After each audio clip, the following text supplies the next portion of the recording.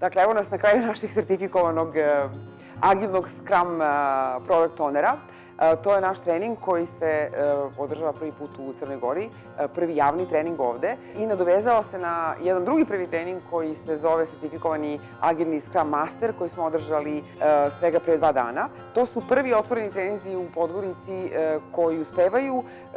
Baš nam je drago zbog toga, drago nam je što je naša kompanija uspela da zainteresuje ljude da dođu, kao i da okupi agilnu zajednicu oko ovih treninga i generalno oko našeg boravka ovde.